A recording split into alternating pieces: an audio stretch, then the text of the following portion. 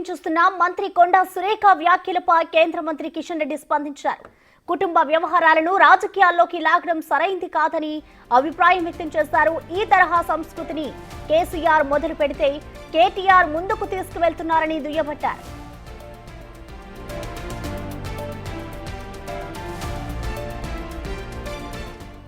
మాట్లాడము కుటుంబాల గురించి, మహిళల గురించి ఈ రెండు పార్టీలకు అలవాటు అయిపోయింది.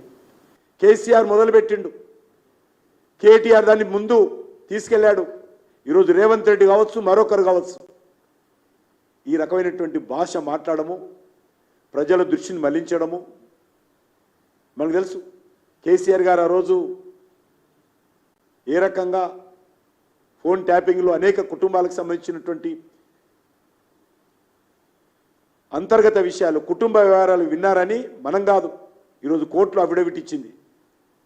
అనేకమైనటువంటి సినిమా యాక్టర్లు, అనేక మంది వ్యాపారస్తులు వాళ్ళ కుటుంబ సభ్యుల యొక్క సంభాషణలు విని వాళ్ళను బ్లాక్మెయిల్ చేసి కోట్ల రూపాయలు వసూలు చేశారని చెప్పి పోలీసు అధికారులు చెప్పారు. చేసినటువంటి వాళ్ళు అడ్డంగా మాట్లాడినటువంటి వాళ్ళే హీరోలు, అడ్డంగా మాట్లాడేటువంటి వాళ్ళే రాజకీయ నాయకులు, అడ్డంగా అవమానం చేసి మాట్లాడినటువంటి వాళ్ళే నిజమైనటువంటి నాయకులు.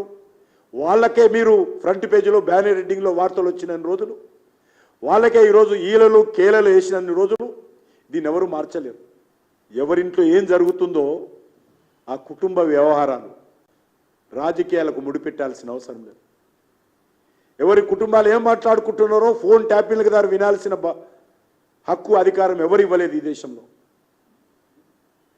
భార్యాభర్తలు ఏం మాట్లాడుకుంటున్నారో, ఒక అమ్మాయి అబ్బాయితో ఏం మాట్లాడుతున్నాడో, ఒక వ్యాపారస్తుడు ఇంకో వ్యాపారస్తుడు ఏం మాట్లాడుతున్నాడో, దేశ భద్రతకు సంబంధించినంత వరకు, లేక దేశ ఆర్థిక వ్యవస్థకు నష్టం కలిగించేంత వరకు, దేశ సమగ్రతకు నష్టం కలిగించేంత వరకు ఏ ఒక్కరి ఫోన్ కూడా ట్యాప్ చేసేటువంటి అధికారం లేదు.